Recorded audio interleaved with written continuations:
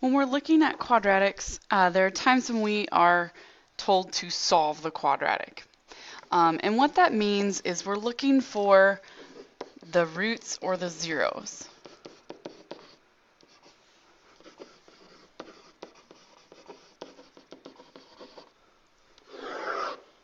So when we're looking for the roots or the zeros, we're essentially saying that we want this y equals ax squared plus bx plus c to equal 0.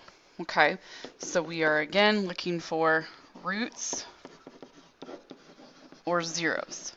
So just to kind of give you an idea here on a graph, if you were to have something like this, remember this is my parabola shape. It's a U shape.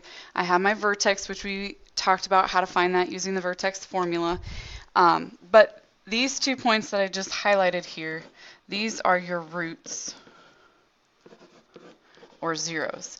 It's where it crosses the x-axis for that y value to equal 0. Okay? So sometimes you are going to have a situation where you might get 2 solutions, you might get 1 solution, or you might get no solutions. Just to kind of give you an idea here.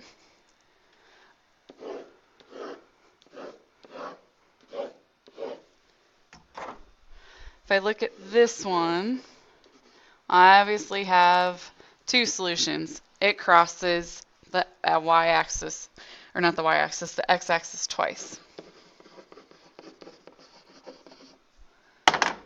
If I have a 1 solution, it touches the x-axis once. And you can imagine then what the no solution looks like.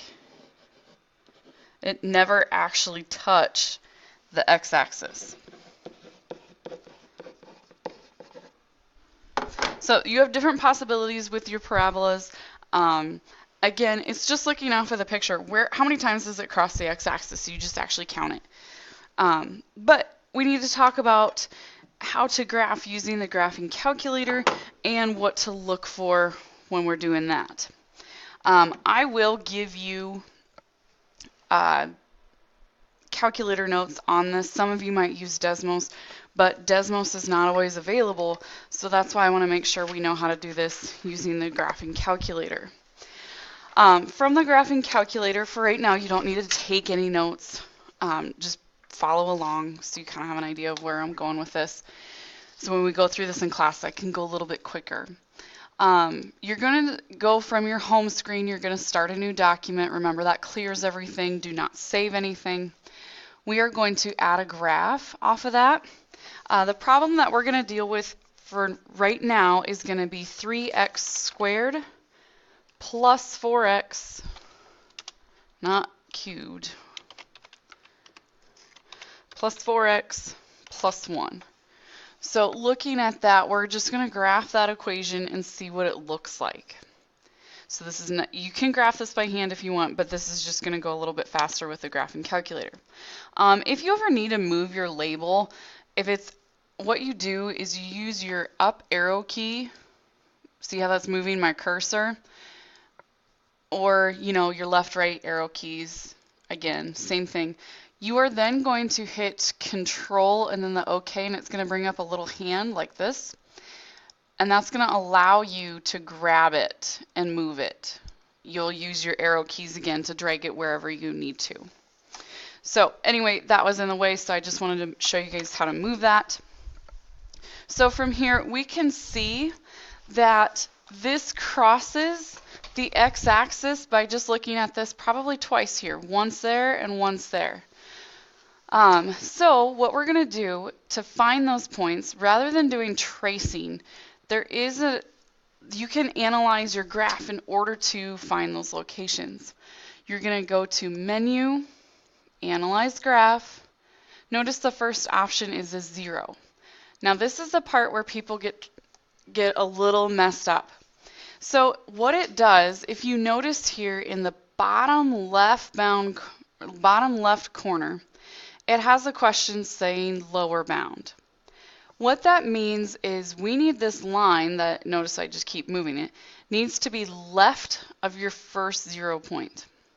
So I'm going to use the left arrow key until that line is left of my 0 point. Then I'm going to click the OK button.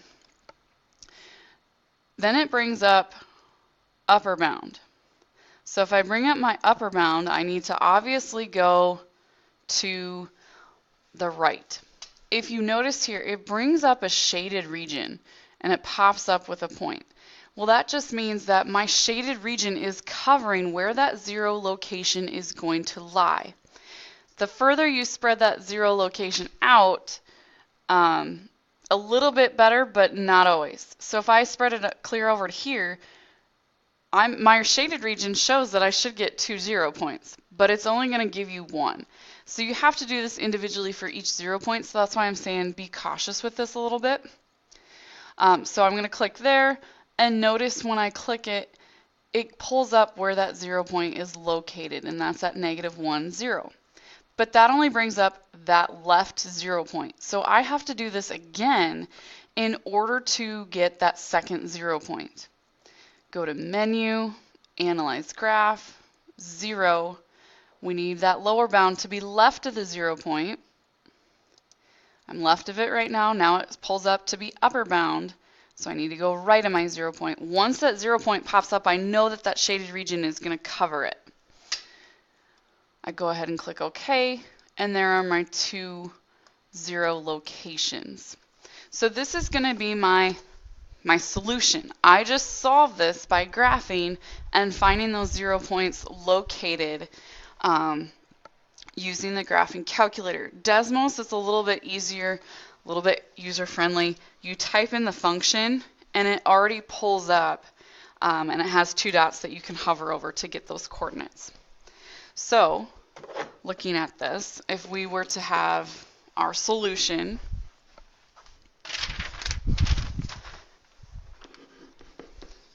we would say the zeros or roots are located at -1, 0 and at -1/3, 0. I know it was a decimal, but you guys know me, I love my fractions. So that's going to give you your locations. Sometimes the decimals, if they're easy decimals to figure out what the fraction is going to be, go ahead and change it into a fraction. Some of them are going to be just random points, and that's okay. Just leave it as a decimal. Let's go 3 out after the decimal just to make sure.